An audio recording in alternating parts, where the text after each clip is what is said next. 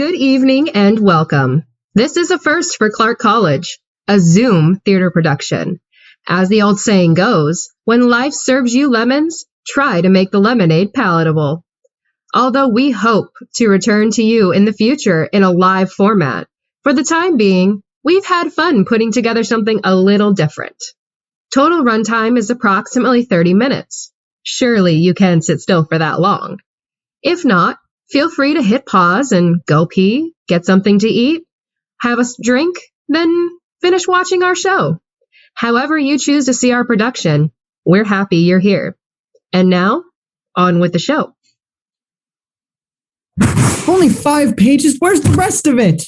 I wrote as fast as I could. The courier should be here any minute with the rest of the pages for this week's episode. Has anybody told her about the invention of the typewriter? Honestly, you'd think she was a scribe or something. This is the 20th century, for heaven's sake. Has anybody taught her to read? The master script and everybody's first pages were typed, if she cared to look. I don't care if they're typed or not, as long as we've got a story. Have we got one? You know, just once, I'd like to get a complete script before we start. Just once. You'd think that once she was told we couldn't come into the studio, she'd have gotten them done sooner rather than later. You can have a complete script, sweetie, as soon as you get them to hire a secretary. I can't type in the studio. Come on, you guys! Where's your sense of adventure? We always get our pages as we need them. I know variety is the spice of life, but I'd like to soothe my sense of insecurity for a change.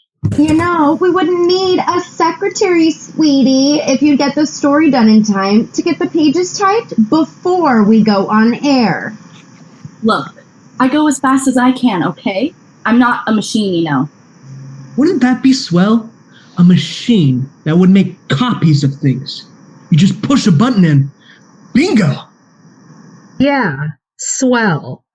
While we're waiting for you to invent one, let's leave her alone and get on with the show, okay? Places, everybody, come on. Aurora, we're counting down from 7. It's time to warm up. The play you are about to see takes place live in the studios of WRIP, your favorite radio station serving the greater Portland and Vancouver metro area, from its studio in Pioneer Square. A long time ago, in a universe not so different from our own. Wait. This is the wrong show. Right, so, just a second. Yes. Live radio broadcasts. Radio drama is a dramatized, purely acoustic performance with no visual component. Although, we're breaking that rule tonight. Radio drama depends on dialogue, music, and sound effects to help the listener imagine the characters and story. With a live audience, it was customary to hold up signs indicating when the audience should laugh, sigh, and gasp. Tonight, you'll see me holding up signs indicating anticipated reactions from you, the audience. Play along with me and be as loud and obnoxious as you want. We won't hear you. And now, we take you live to the studios of WRIP Radio for the latest chapter in the weekly drama of The Churning Skies. Good evening, ladies and gentlemen, and welcome once again to another episode in the continuing story of The Churning Skies, the radio drama that asks the question, can a native ex-World War I fighter pilot find happiness and fulfillment as a private investigator in the Pacific Northwest?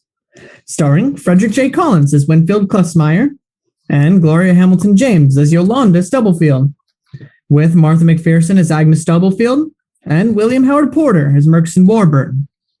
The Churning Skies is written by Martha McPherson, directed by Aurora Stewart, and produced by H. Gene Bybee. Sound engineer and sponsor spokesman is Ruth Perkins Jackson. Stay tuned for The Churning Skies. But first, a word from our sponsor. Have you ever been out in a hot field or on the road with not a tree or a hill or a building in sight? The sun just beating down until it becomes a physical burden on your back and your shoulders. The air seems too hot to breathe. Have you taken your hat off and wipe the sweat off your brow and said out loud, "Oh God, what I wouldn't give for a little shade." Well, now you can have that shade when and where you need it most. McCracken's Portable Shade is a revolutionary new product designed with your comfort in mind. We offer you a wide choice of varieties, colors, textures, and sizes. From the giant economy size to the personal pocket size shade, McCracken's Portable Shade is the answer to all your comfort needs. And rain resistant. An important consideration in the Pacific Northwest. Remember, only God can make a tree, but McCracken's makes portable shade. And now, on with our story. When we left our hero last time, he was running up the stairs to the tower of the old courthouse building, where his office overlooks Pioneer Square. The telephone was ringing, and our hero was groping his way along the dark upper corridor and fumbling for his keys.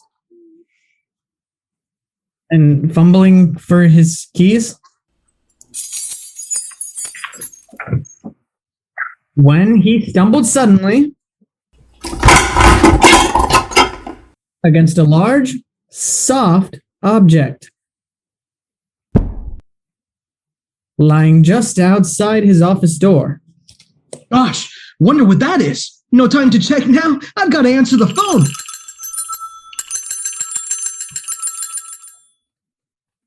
Quickly turning the key in the lock, he leaps over the object obstructing the doorway and sprints for the phone. Hello, Winfield Klassemeyer, Investigations Limited. Hello? Hello? Hello? Is this, Winfield Customer Investigations, Limited? Oh, yes, it is. I thought I said so before, but I guess I hadn't gotten to the phone. Answered.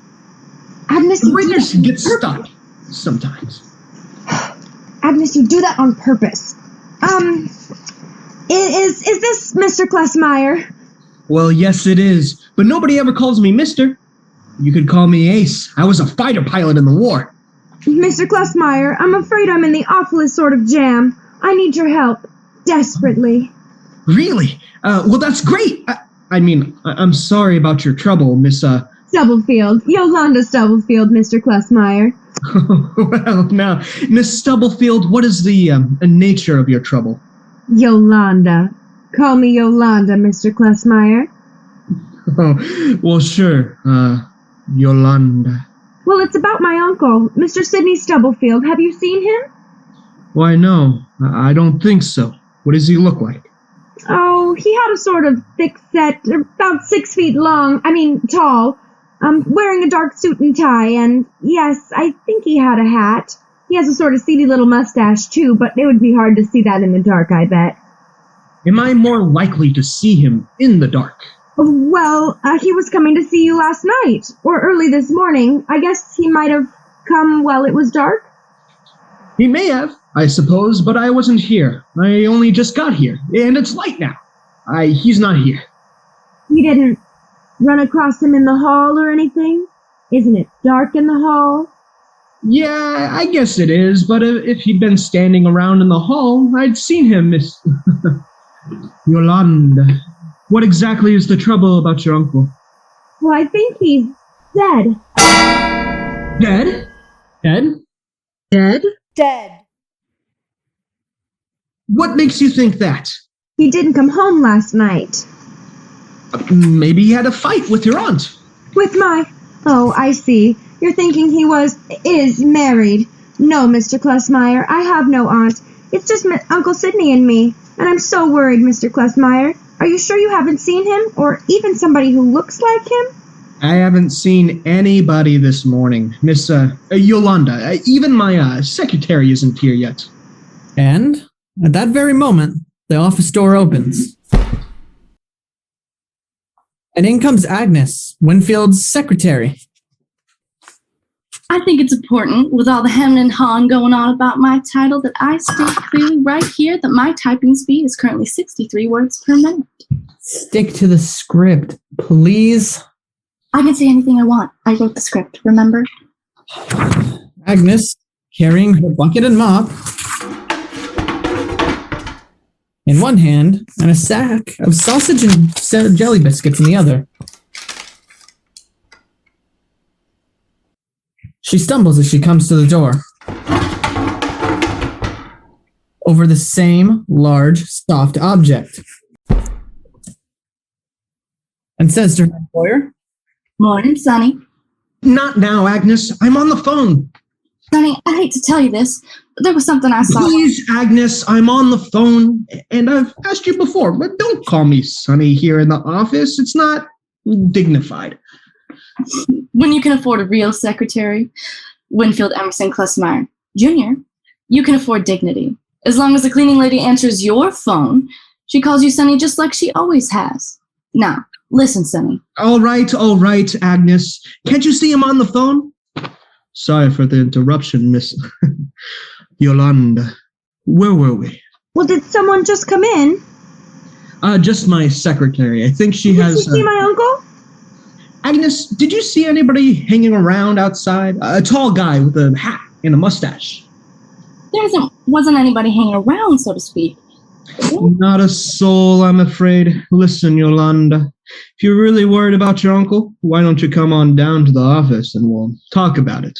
I'm sure whatever What was that? And that? Oh, just a pigeon flapping at the window. We've got a lot of pigeons around here with the banks and the... Pigeon? Anyway, what do you say? Can you come on down to the office? Well, I suppose I'll have to if you can't find any other way. Fine. The office is in the tower of the old courthouse building on Pioneer Square, room 304. You can't miss it. All right, I'll be there as soon as I can. About 9:30? 9:30 is fine. See you then. And as Winfield hangs up the phone, the door opens once again. And in comes Winfield's oldest friend and part-time partner, Murchison Warburg. And now, a word from our sponsor. Acme Innovations Incorporated announces their all-new and improved line of things. Things of the future for your comfort and convenience today.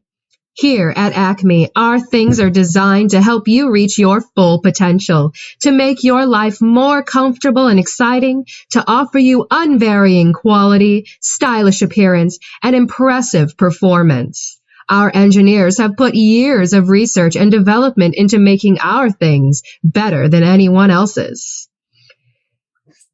Today, Acme things have a unique new design, an exclusive patented formula, and a bold new approach to our entire concept of things, so that our things are easily upgradable and offer the finest performance available today, whenever today happens to be. So remember, before you try anyone else's things, try Acme. Have you tried an Acme product today? And now, back to the Churning Skies. Hello, Mooch. How are you doing? What are you doing? Morning, Sonny. I'm calling the police. Scabby Applegate? Oh, come on, Mooch. What for? I've been good. It's not you, Sonny. There's a body out there in the hall. The law says you got to call the police when you find a body. A body? I tried to tell you, Sonny, but you were busy. Remember? Yeah. A body? Whose body? Yes, I'd like to report a body. A dead body in the hall outside of our office. 304 Old Courthouse Building. Winfield Klessmeyer Investigations Limited. Gee whiz, Mooch. Why drag us into it?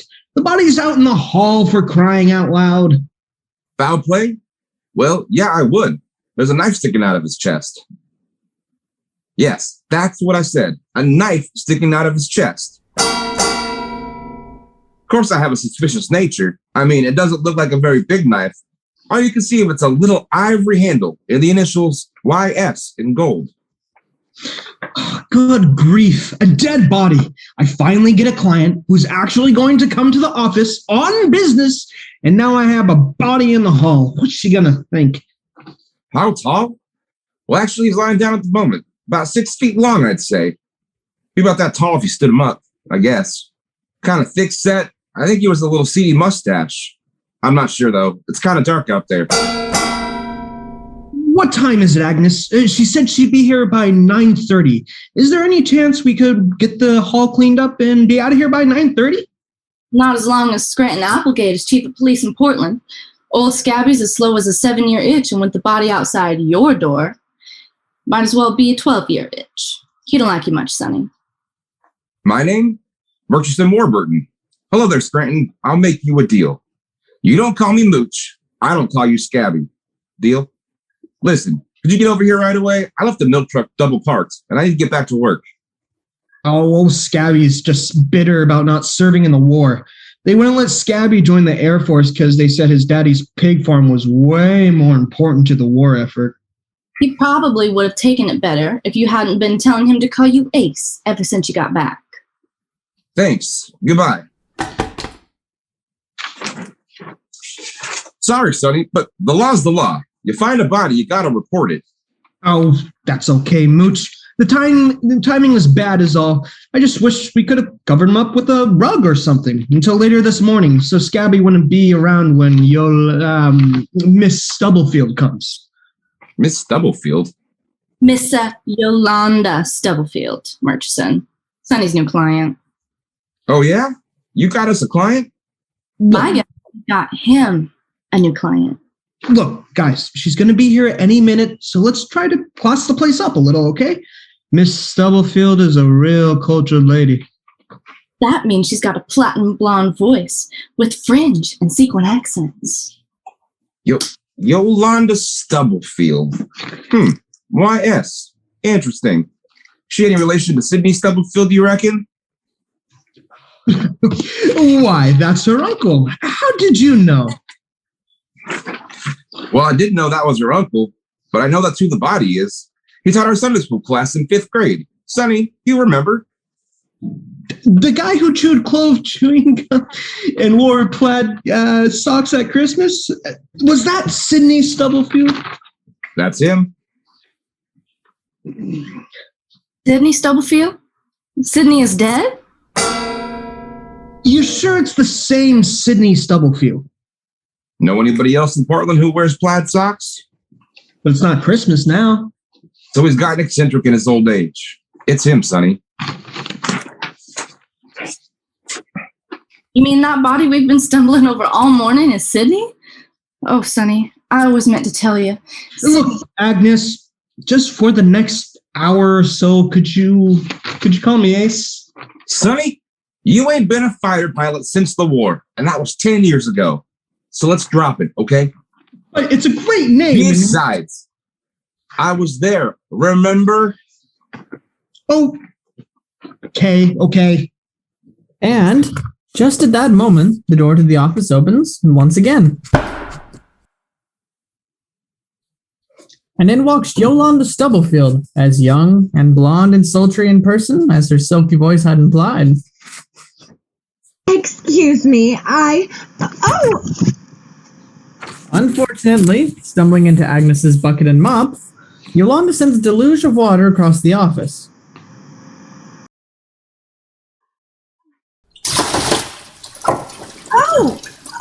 help! Here, let me help you. I've got a lot of things.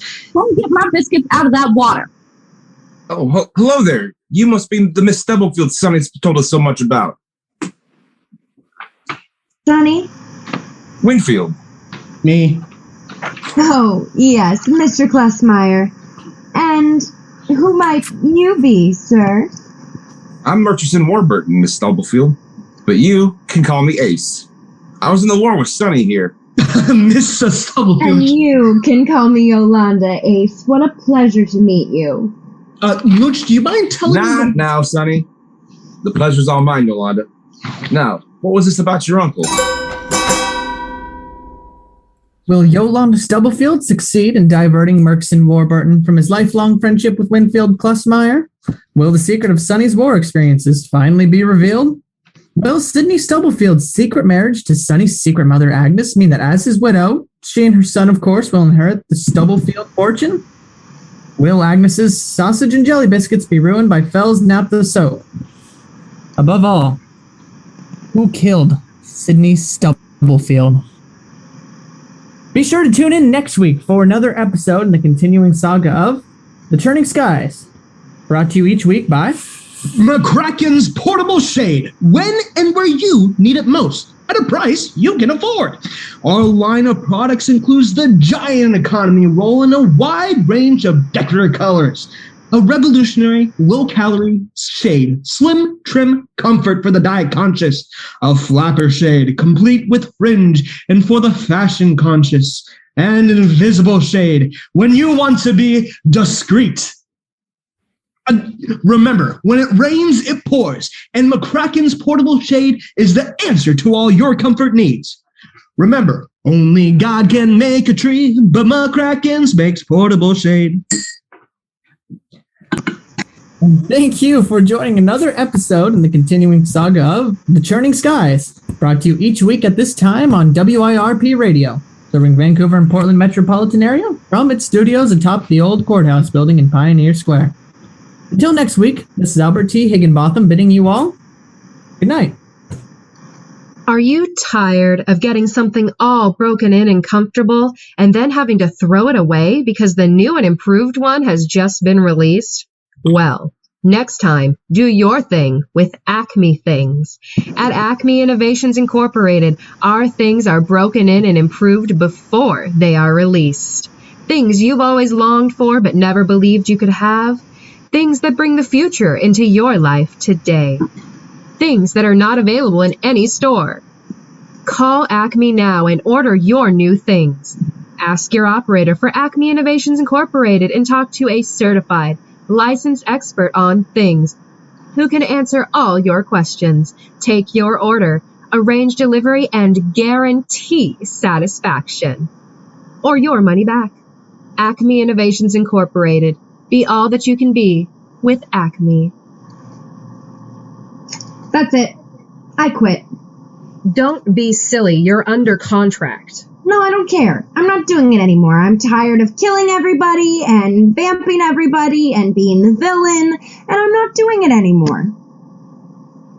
Oh, pipe down, sweet cakes. At least the only thing you had to do was read a part.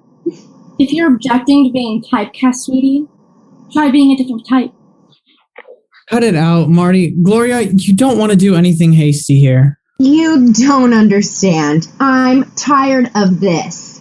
Gloria, if you quit your job, you're going to have to stay home with the kids. Now, Martha, next time we get this one wrapped up, why don't you try writing Gloria as a kid? She plays a great kid. She does. Better than Baby Snooks. That's one, Gloria. Your mama won't watch the kids forever. Does anybody have a mop?